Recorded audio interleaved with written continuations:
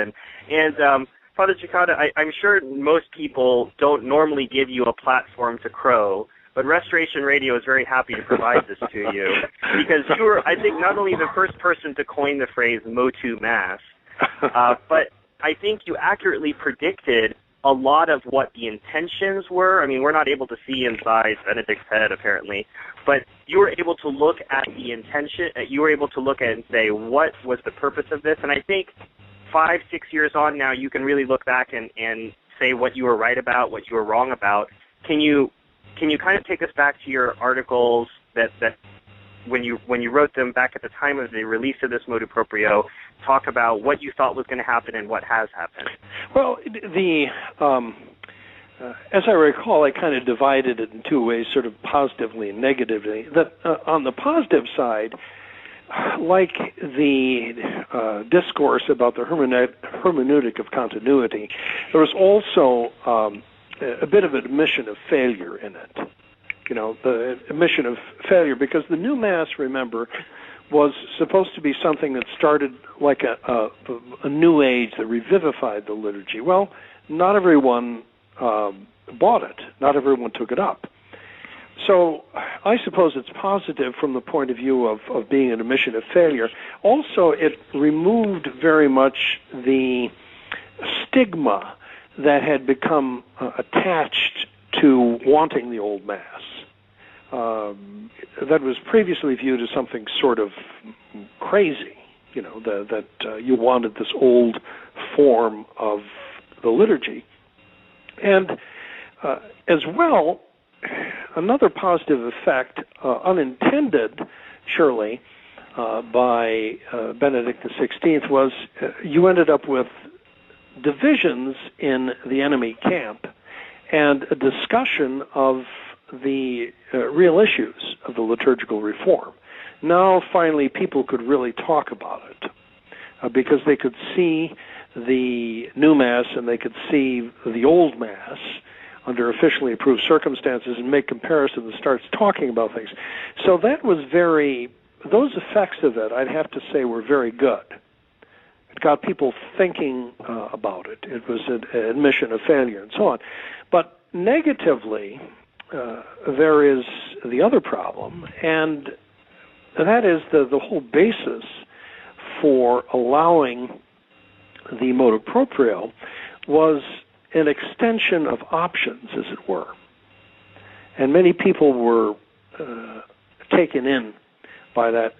Those of us who resisted the introduction of the new Mass did so for reasons that were primarily doctrinal and moral. That is to say, the new Mass was a threat to Catholic doctrine and to the Catholic faith. And from a moral point of view, it was irreverent and sacrilegious. So we stayed away from it, and we went with the old liturgy, which was doctrinally sound and which was reverent. So there were real vital issues for Catholics that were involved there.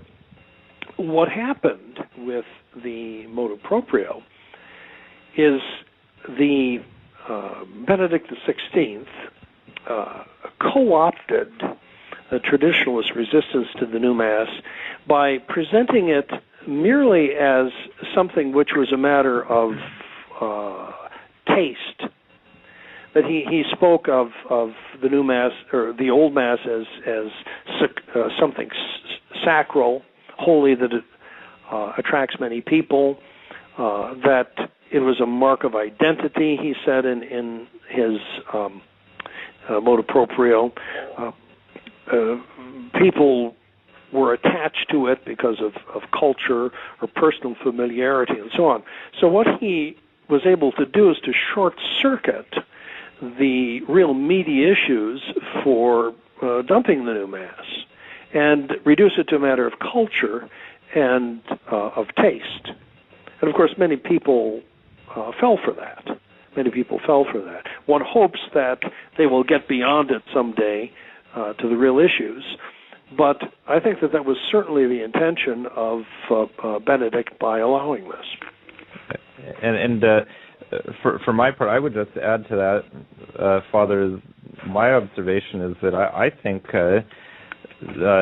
he was successful in really neutralizing a lot of the traditionalist movement by the motu proprio, because things like the Remnant newspaper went completely from being more recognize and resist to completely a what I would call like an indult type of mentality, where Benedict XVI is he's the greatest pope ever. How wonderful that he's thrown us these few crumbs. He's the best ever, and we have to just go along with everything.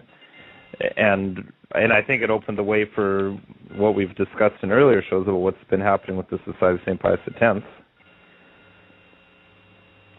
Yes, there's that neutralization of real resistance to Vatican II. So you give people a form of worship that's readily available, relatively, that's aesthetically attractive, that gives off the airs of the old religion, and they mistake it for they mistake the worship for the old religion itself, when there's more to it than that.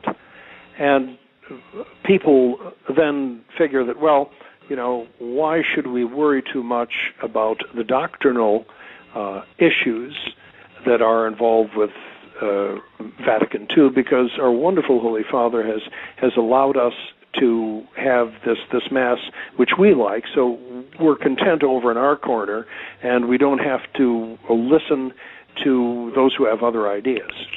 But they've all been pulled into the big tent of the one world religion. You see, most people just want to go to Mass.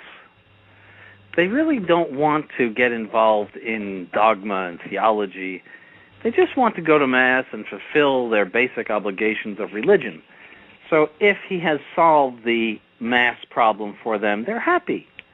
They can go back to their churches, and they don't have to worry anymore. They don't have to go to Holiday Inns, and